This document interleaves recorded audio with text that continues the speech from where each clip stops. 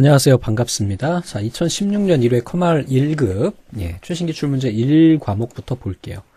항상 저는 이제 과목을 3개 정도 합니다. 뭐 필기만 보면은 정보처리 기사, 사무자동화 산업비사하고 커말 1, 2급 이렇게 총 4가지가 되겠네요.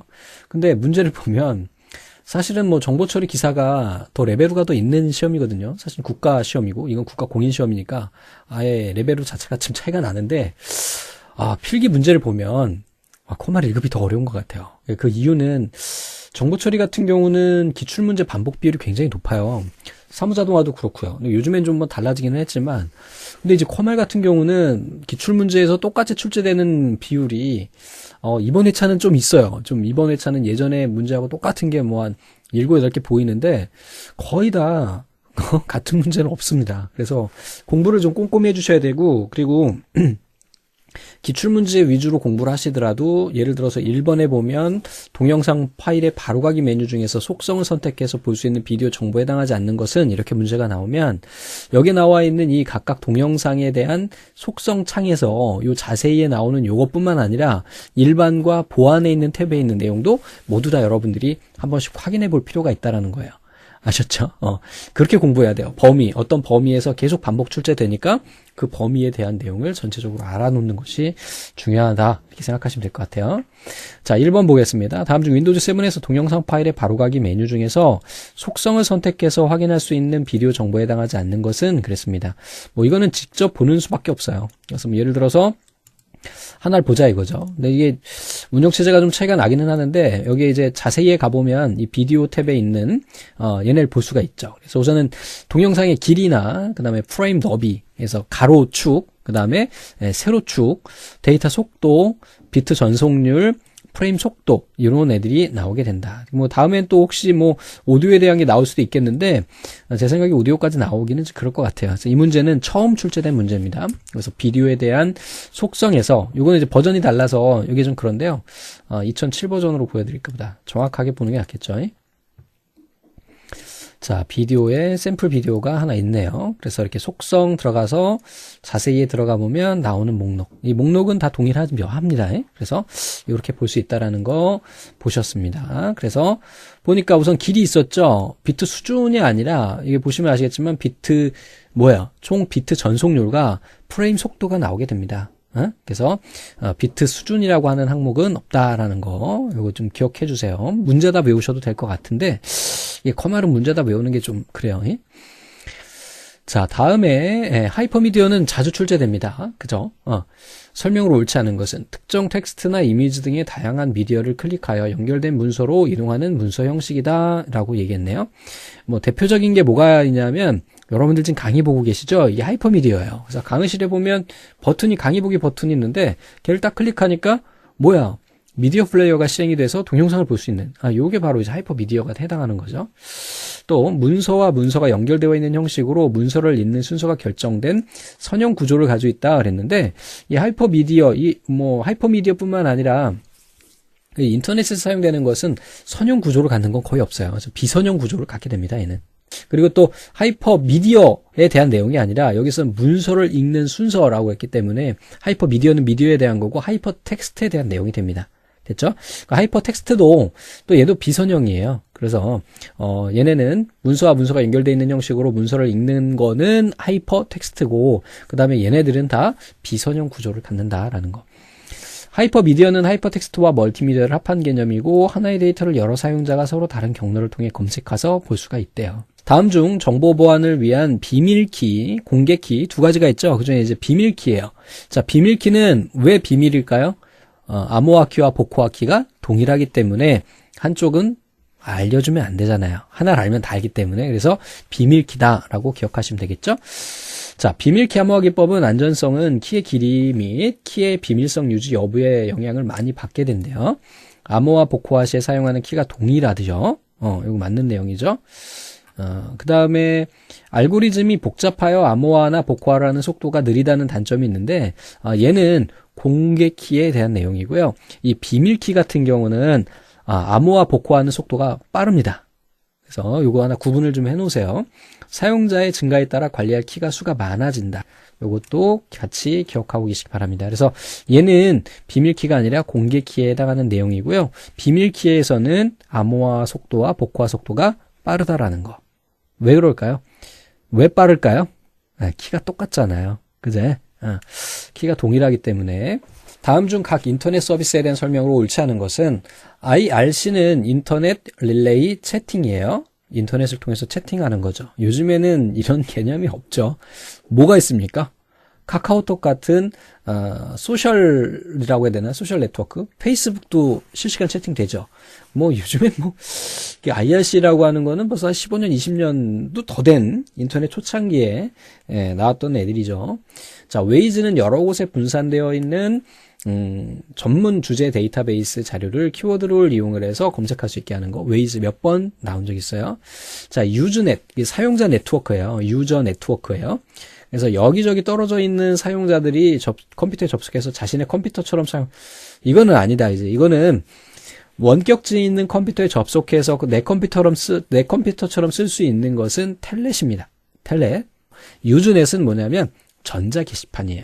여러분들이 요즘에 뭐 카페 이런 거 하는 것처럼 예전에도 공통 관심사를 가진 애들이 이렇게 게시판을 만들어 가지고 거기에다가 자료도 주고 이렇게 했었어요. 그래서 주로 뭐가 많이 유통됐냐면 불법 소프트웨어와 야동, 성인물이 굉장히 많이 있었습니다. 벌써 한 25년 전쯤에 유즈넷이 있었고 그 뒤에는 유즈넷이 없어져 버렸어요. 인터넷이 막 활성화되기 초창기에만 있었습니다.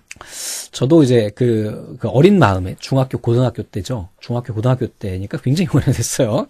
그때 이제 그 소프트웨어 당시에는 프로그램들이 지금처럼 뭐 몇백 메가 이렇지 않고요. 게임도 몇 메가, 뭐 1메가, 2메가 이 정도밖에 안 됐거든요. 근데 이 유즈넷이라고 하는 게시판 자체가 등록할 수 있는 용량이 메가 단위도 아니고 키로 단위도 아니고 바이트 단위였어요. 그래서 걔네를 다 쪼개가지고 올리면 걔를 또 합쳐주는 프로그램이 있었어. 그래서 합쳐가지고 뭐 불법 소프트웨어 이게 다운받아서 써보고 했던 기억이 납니다.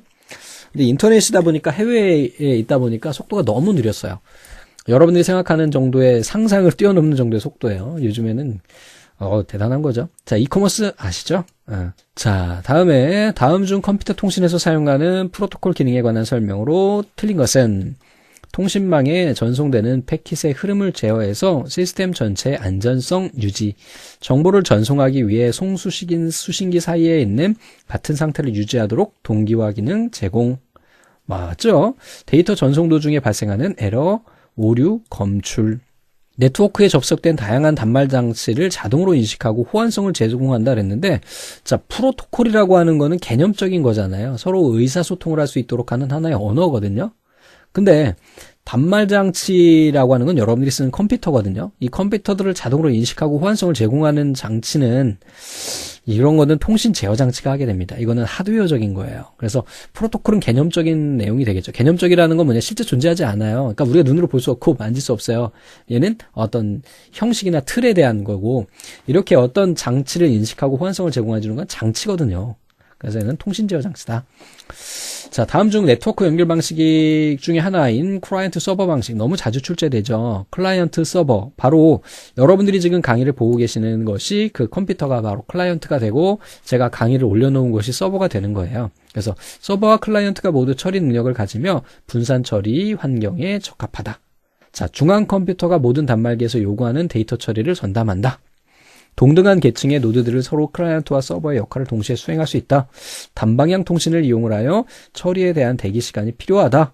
우선 1번이 답이 되는 거고, 중앙 컴퓨터가 모든 단말기에 요구하는 데이터 처리를 전담하는 거는 중앙 집중형이고요. 3번 같은 경우는 뭐예요? 동등하다 그랬죠? 그래서 피어 투 피어 이렇게 됩니다. 그리고 뭐 4번의 단방향 통신을 이용을 해서 처리를 위한 대기 시간이 필요하다 그러는데 이건 뭔지 모르겠어요. 뭐 이런 너무 광범위해. 뭘 똑 찍어서 뭘 이야기하기가 좀 어려운 그런 지문이에요. 자, 다음 중 블루투스 자주 출제됩니다. 블루투스도. 그래서 설명으로 맞는 것은 그랬어요. 근데 이 문제는 처음 출제됐어요. 블루투스에 대한 내용 시험은 자주 출제되는데, 여러분들이 알고 계시는 블루투스에 대한 개념에다가 요걸 하나 더 얹혀서 보시면 되겠어요.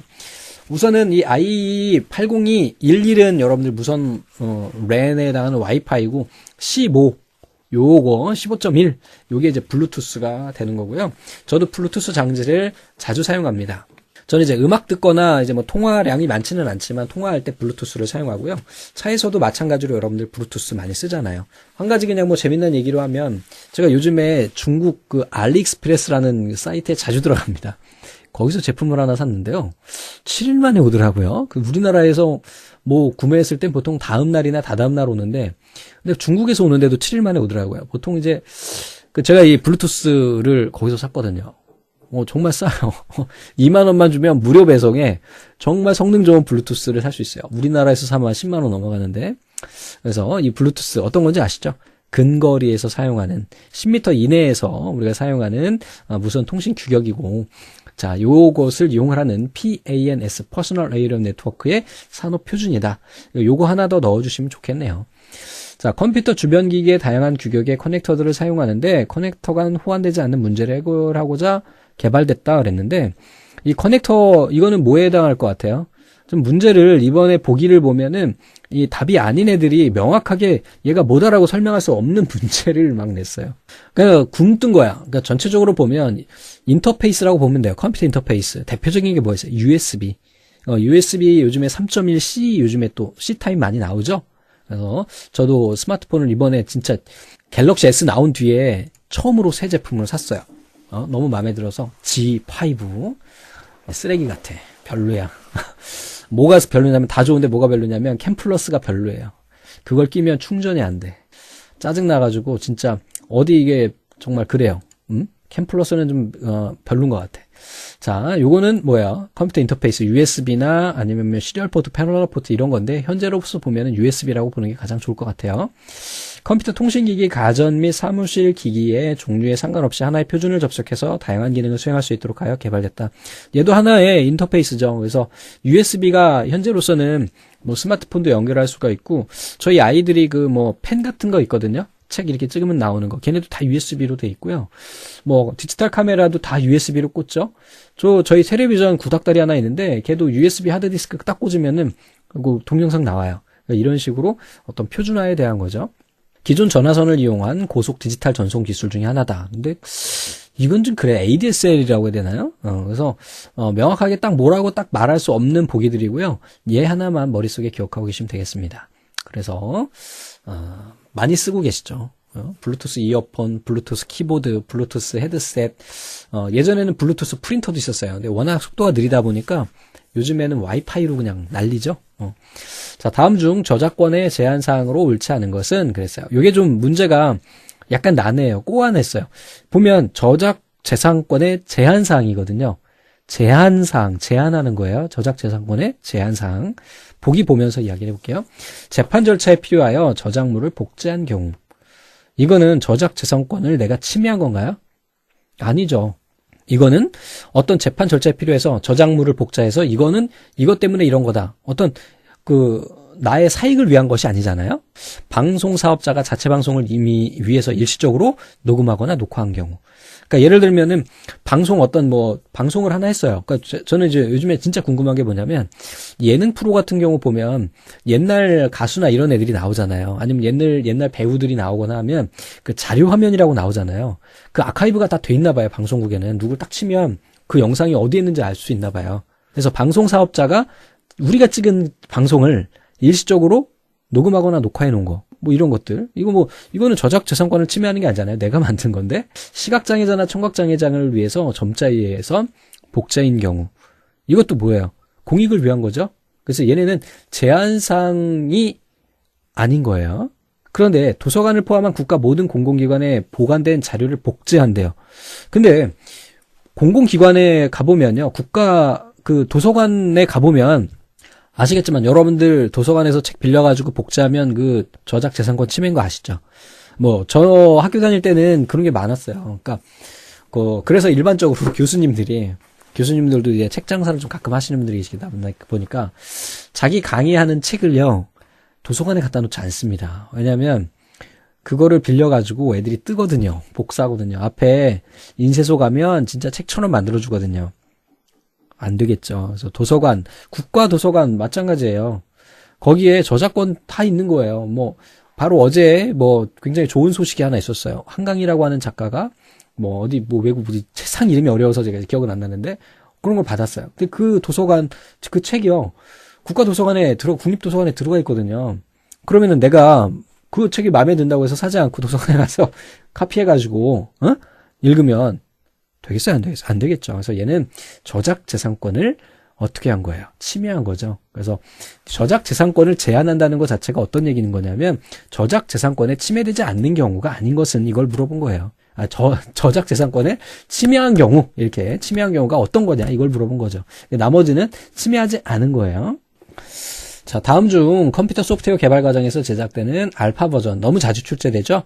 우선은 알파 버전은 지금 저희 회사에서 저희 두목넷에서요. 지금 사이트를 리뉴얼하고 있어요. 그래서 벌써 작년부터 준비해가지고 6, 7개월 동안 계속 하고 있어요. 이번 달이나 다음 달 초에 이제 런칭이 되는데 지금 내부적으로 계속 테스트를 하고 있어요. 어떻게 테스트하느냐? 우선은 제작한 그 제작 회사에서 내부적으로 저희들이 기능이 제대로 되는지 테스트를 하겠죠. 이게 알파 테스트예요. 그 다음에 이제 실사용자 두목넷 저희 직원분들하고 저하고 같이 해가지고 지금 테스트를 하고 있어요. 이게 바로 베타 테스트예요. 거기에다가 이건 이제 클로즈 베타가 되고요. 지금 저희가 하고 있는 거는 자 오픈 베타 같은 경우는 여러분들 실사용자들 있죠. 실사용자들에게 이제 일정 기간 저희가 이제 테스트를 하고 안정화가 되면 사이트를 바꿀 예정이에요. 그래서 그 기간이 이제 오픈 베타 서비스가 되겠죠. 버전이 되는 거죠. 그래서 알파 서비스는 제작한 그 회사 내에서 개발자가 아닌 다른 팀 애들이 얘네를 테스트하는 걸 이야기하는 거예요. 정식 기능 프로그램의 기능을 홍보하기 위해 기능 및 기간을 거시기 해가지고 배포하는 것, 제한해서 배포한대요. 이거 뭐야? 기한 제한하는 거, 쉐어웨어 혹은 데모 버전 뭐 이런 게 되겠죠? 자, 베타 테스트를 하기 전에 제작 회사 내에서 테스트할 목적으로 제작된 것. 정식 버전을 출시하기 전에 테스트 목적으로 일반인, 이게 오픈 베타 테스트가 됩니다.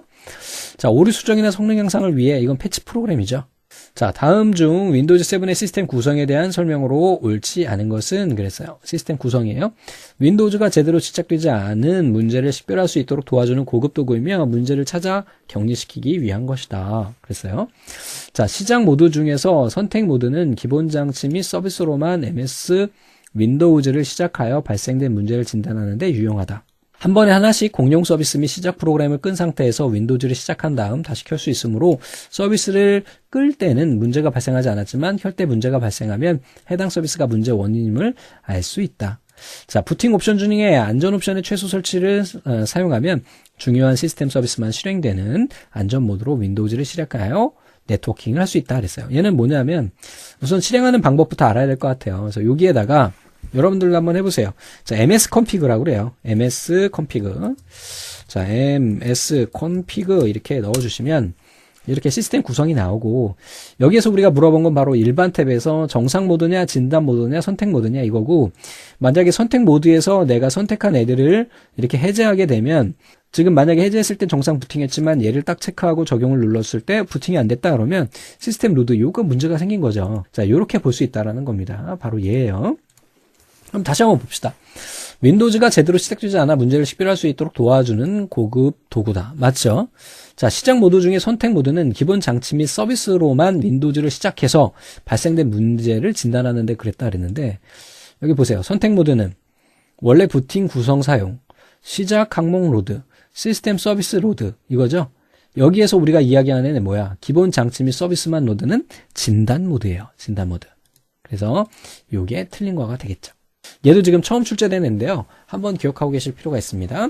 처음 출제된 건 아니다. 요 모드에 대한 걸 물어보는 건 처음이고요. 시스템 구성에 대한 건 몇 번 출제가 된 적이 있어요. 그래서 검색하는 MS config 입력한 뒤에 엔터를 눌러서 작업을 한다. 자, 다음 중 윈도우즈 7의 보조 프로그램 중에서 명령 프롬프트에 관련된 설명으로 옳지 않은 것은 MS-DOS 명령 및 기타 컴퓨터 명령을 텍스트 기반으로 실행한다. 맞아요. 명령 프롬프트 창에서 표시되는 텍스트를 복사하여 메모장에 붙여넣을 수 있다. 이거 출제된 적 있죠?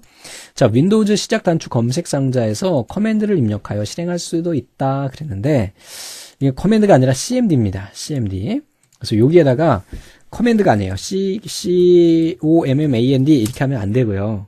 이렇게 하면 안 되고, CMD, 커맨드의 약자인 CMD를 눌러주시면 이렇게 도스창으로 표시가 되게 됩니다. 얘를 또 우리 보조 프로그램에 아마 있을 거예요. 그래서 보조 프로그램에 보시면은 명령 프롬프트 해가지고 이렇게 또 실행할 수도 있다라는 거 같은 애입니다. 자, 이렇게 되는 애다라는 거. 얘가 틀린 거예요. 근데 이제 이 커맨드가 아마 윈도우즈 10에서는 되는 것 같더라고요. 그 다음에 여기에서 이그짓 누르면 된다는 거. 여기에서 이그자이트예요.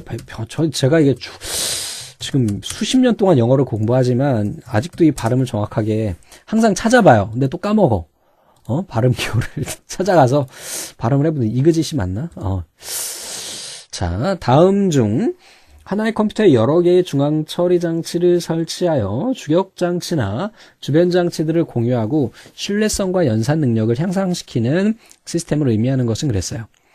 하나의 컴퓨터에 여러 개의 중앙 장치를 넣는 거예요. 멀티 프로세서거든요. 그러면 뭐가 돼요? 멀티 프로세싱이 되는 거죠. 그러면 요거랑 반대되는 다중 프로그래밍은 뭔가요? 얘는 멀티 프로그래밍이에요. 뭐야? 하나의 중앙 처리 장치에 여러 개의 프로그램을 돌리는 거죠. 그럼 여러분들이 지금 쓰고 계시는 컴퓨터는요, 둘 다예요. 두 개를 혼합한 형태입니다. 그래서 하나의 코어에, 요즘엔 코어라고 이야기합니다. 워낙 멀티 코어, 스마트폰도 여러분들 보시면 요즘에 나오는 거 옥타 코어잖아요. 코어가 8개잖아요. 8개의 코어를 가지고 있다 보니까 여러 개의 코어로 하나의 프로그램을 실행시키면 어떻게 돼요? 얘는 다중 처리가 되는 거고. 그러면 그 코어가 막 바빠. 그래서 그 중에 하나가 쉬고 있을 때 거기에다가 내가 여러 개 프로그램을 동시에 쏴 넣어버리면 어떻게 되는 거예요? 이거 다중 프로그램이 되는 거죠. 그래서 다중 프로그램이라고 하는 건 하나의 프로세서에 여러 개의 프로그램을 돌리는 거고요. 다중 프로세싱은 하나가 아니라 여러 개의 프로세서에 하나뿐만 아니라 다양한 프로그램을 넣는 거예요. 아셨죠? 그래서 멀티 프로세싱 이렇게 하면 프로세서가 여러 개다. 얘는 프로그램이 여러 개다. 이렇게 기억하시면 되겠어요. 듀플렉스 시스템이라는 게 나왔네요. 얘도 전에 한번 출제된 적이 있었던 것 같아요. 그래서 컴퓨터를 2대 설치해서 한 대는 사용하고 한 대는 예비기로 두어서 한 대가 고장나면 단시간에 예비기로 전환하는 방식을 듀플렉스 시스템이다 그랬어요. 전에 출제됐던 적이 있었던 것 같아요.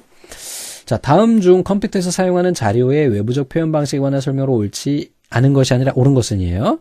외부적 표현 방식입니다. 외부적. 자, 우리 외부적 표현 방식에는 이제 언어 표현 방식이 되는데요. 우선은 제일 기본적인 게 뭐예요? 여기 나와 있는 이제 BCD입니다. BCD. 그래서 BCD. 그 다음에 뭐가 있을까요? 자, EBCD가 있어요. EBCD. 그 다음에 ASCII가 있겠죠? 그 다음에 여기 나와 있는 유니코드가 있습니다. 근데 이제 순서로 보면, 우리가 이제 개발된 순서로 보면, 클리어 올 주자. 자, BCD. 그 다음에 ASCII, 그 다음에 EBCD, 그 다음에 이제 유니코드 이렇게 가게 됩니다. 그래서 BCD 코드는요, 얘는 몇 비트를 쓰냐면 6비트를 씁니다. 얘는 7비트, 얘는 8비트, 얘는 더 많아요. 비트 유니코드라고 하는 건 딱 뭘로 정하기 좀 그래요. 그래서 여기 보시면 우선은 ASCII 같은 경우에는 데이터 통신용으로 미국에서 만든 거예요. 아메리칸 스탠다드. 그래서 사용하며 127가지 문자를 표현한다 그랬어요. 이게 비트라고 하는 거는 칸수를 얘기하거든요. 총 7개 칸이에요. 사실은 이제 페리트 코드까지 해가지고 8비트가 맞는데 실제 데이터를 실는 거는 7비트이기 때문에 하나, 둘, 셋, 넷, 다섯, 여섯, 일곱 이렇게 되는 거고 여기에 이제 이지수로 표현을 해요. 그래서 0000 이게 코드가 되는 겁니다. 이게 이제 숫자 0이 되고 아니면 10이 되면 1이 되고 11이 되면 2가 되고 이런 식으로 해가지고 코드를 할당을 해놓는 거가 되거든요. 얘네를 경우의 수를 다 따져보면 비트 수로 치면은 2의 7승이 돼요. 그래서 얘는 개수가 128개가 됩니다. 자, BCD는 6비트예요. 6비트. 그 다음에 EBCD 같은 경우에는 얘는 몇 비트예요? 예, 8비트. 그 다음에 얘는 지금 256이라고 하는 거 보니까 얘도 8비트라고 하는데 사실 얘도 지금 얘는 유니코드 같은 경우에는 비트 수를 가변적으로 가져갈 수가 있기 때문에 그런 거죠. 그래서 얘는 BCD 코드는 6비트, 이즈나 10진 코드라고 이해합니다. 다음에 여기 보시면은 ASCII는 7, 얘는 8, 유니코드는 16비트로 한대요. 16비트. 근데 이게 현재로서는 꼭 16비트 이상으로도 쓸 수가 있기 때문에 우선은 이제 텍스트로 나온 대로는 기억하시는데 현재로서 실제적으로는 그렇지 않다라는 거. 자, 다음 중 컴퓨터에서 하드디스크를 연결하는 SATA. 여러분들이 많이 쓰고 계시죠? SATA도 1, 2, 3가 있어요. 이제 다음 버전이 나올 때가 됐어요. SATA 3에서. 자, 직렬 인터페이스. 이게 시리얼이거든요. 시리얼 ATA. 맞아요. 자, 파타. 이건 뭘까요? 패럴러 ATA 방식보다 데이터 전송 속도가 무지하게 빠르다. 핫 플러그인. 핫 플러그가 뭐냐? 전기가 꽂아 있는 상태에서 하드를 넣었다 뺐다 할 수 있어요. 대신에 이건 메인보드가 지원을 해야 됩니다. 그래서 보통 서버 같은 경우에 특정 하드디스크가 망가질 수가 있잖아요. 그러면은 이 서버를 끄면은 홈페이지가 죽는 거거든. 그러니까 어때요? 그 하드만 갈아 끼울 수 있어요. 서버가 돌아가는 중에. 얘가 핫 플러그인이에요. 자, EID는 일반적으로 SATA를 의미한다 그랬는데 EID는 옛날 방식이에요. 한 20, 30년 전에. 옛날에 이제 AT 방식이라는 게 있었어요. AT 방식. 그 다음에 이제 ID가 나왔고요. 제가 AT 방식 때부터 컴퓨터를 썼거든요. 그 다음에 ID, 그 다음에 EID 이렇게 쭉 넘어오게 됐죠. 그래서 ID 방식에는 2개 장치만 연결 가능했고, EID는 2개 해가지고, 포트가 옛날에는 하나밖에 없었어요. 케이블을 꽂는 케이블 포트가. 그래서 EID 같은 경우에는 얘네가 포트를 2개를 제공하기 때문에 총 4개. 그 다음에 SATA 같은 경우에는 뭐, 얼마든지 메인보드에서 제공하는 만큼 제공할 수가 있습니다. 각각 기억하고 계셔요. 자, 다음 중 컴퓨터 시스템을 효율적으로 관리하기 위한 유의사항으로 적절하지 않은 것은 모니터의 번인 현상을 방지하기 위하여 화면 보호기 사용한다. 번인이라고 하는 거는 여러분들 PC방 가보면 많이 알 수 있죠. 근데 요즘엔 워낙 LCD를 쓰기 때문에 LCD에는 번인이 거의 없어요. 근데 아모레드인가? 그 삼성에서 쓰는 아모레드는 걔네가 그 되게 뒤에서 빛을 세게 쏜대요. 그래가지고 얘네가 번인 현상이 벌어진대요. 고기만 이렇게 죽는 거죠. 그래서 예전에 갤럭시 S2까지는 아마 번인 현상이 3까지 있었던 걸로 알아요. 현재는 지금 아마 얘네가 개선이 돼가지고 지금은 그렇지 않은데 그랬다 하더라고요. 너무 세게 쏘니까 얘네가 거기가 타는 거야. 번이 뭐야? 타들어가는 거죠. 자, 주기적으로 자주 시스템을 재부팅해서 부품의 수명을 연장시킨다는데, 자, 재부팅 해가지고 부품 수명이 연장시키는 게 아니라 부품 수명을 연장시키기 위해서는 적정한 온도와 습도, 먼지를 제거하고요. 그 다음에 적합한 그 전기, 볼트, 이런 것이 중요합니다. 자, 컴퓨터를 끌 때는 작업 중인 문서를 먼저 저장해야 되겠죠. 정기적으로 시스템 최적화 프로그램을 사용한다. 좋습니다. 자, 다음 중 컴퓨터가 하드디스크를 인식하지 못하는 경우에 대처 방법으로 적절하지 않은 것은, 이것도 몇 번 출제된 적이 있습니다. 디스크 조각 모음을 수행하여 단편을 제거한다 그랬는데, 하드디스크를 인식하지 못하는데 어떻게 디스크 조각 모음을 해요? 안 되죠. 하드디스크 인식 못하는 거는 전원 케이블이 들어가 있지 않거나 SATA 케이블이다 그러면 SATA 케이블이 연결이 되어 있지 않거나 그런 거예요. 본체와 하드디스크가 연결이 되어 있지 않으면 그런 경우가 있고요. 또 하나는 하드디스크에 뭐 너무 큰 충격이 받아가지고 망가진 거예요. 이런 경우 있다라는 거. 그래서 CMOS 셋업에서 하드디스크 설정 내용을 확인한다 그랬는데 요즘에는 워낙 오토매틱으로 되어 있기 때문에 안 해도 돼요. 자동으로 인식합니다. 옛날에 예전에 EID 방식에서는요. 하드디스크의 섹터와 실린더 개수를 모두 다 적용해줘야 얘를 제대로 인식했어요. 벌써 20년 전이에요. 자, 백신 프로그램으로 바이러스에 의한 것인지 점검한다. 하드디스크 전원 연결 상태 점검한다 그랬죠. 보기가 너무 오래됐어. 자, 다음 중 윈도우즈 7에서 장치 및 프린터에 폴더에 표시되지 않는 내용은 처음 출제된 거예요. 자, 얘는 내가 지금 쓰고 있는 사용자 컴퓨터나 PS2 또는 직렬 포트를 통해 연결한 키보드와 마우스를 했는데 여러분들 많이 보셨겠지만 여기에는 PS2 또는 직렬 포트 연결한 애들은 표시되지 않습니다. 그래서 USB로 연결된 애들은 표시가 돼요. 그래서 뭐 지금 윈도우즈 7에서 보면은 장치 및 프린터 이렇게 들어가 볼게요. 그랬더니 얘는 USB 마우스, 얘는 뭐 장치니까, 이거는 모니터, 이건 현재 내 컴퓨터, 그 다음에 각각 프린터들, 이렇게 해서 우리가 볼 수가 있다는 거죠. 그래서 PS2라고 하는 방식은 USB 나오기 전에 썼던 거예요. 그래서 요즘에도 쓰시는 분들 계실 수도 있어요. 요즘 컴퓨터 아니라 옛날 거 한 10년 정도 되는 컴퓨터에는 아직도 뒤에 동그란 구멍이 2개가 있어요. 그래서 거기다가 키보드하고 마우스를 하나씩 꽂았거든요. 걔가 PS2입니다. 다음 중 윈도우즈 7의 시스템 성능 정보 및 도구 창에서 확인할 수 있는 윈도우즈 체험 지수 정보에 대한 설명으로 틀린 것은 컴퓨터의 하드웨어 및 소프트웨어 구성 기능을 측정하고 측정값을 숫자로 표시한다. 각 하드웨어 구성 요소는 각 항목별 점수를 받으며 윈도우즈 체험 지수의 기본 점수는 항목별 점수의 평균이 아니라 최저점으로 하게 됩니다. 최저점으로. 자, 점수의 범위는 1.0에서 7.9까지고 하드웨어 성능이 좋을수록 점수가 커요. 높은 점수를 줍니다. 항목별 점수는 컴퓨터의 프로세서, 램, 그래픽, 게임 그래픽, 그 다음에 주 하드디스크와 같은 하드웨어 구성 요소에 실행하는 데 테스트 결과다. 많이 보셨죠? 자, 보니까 제 컴퓨터예요. 저쪽 사무실 제가 쓰고 있는 이 녹음하는 컴퓨터 말고 녹음하는 거 한번 볼까? 아니야.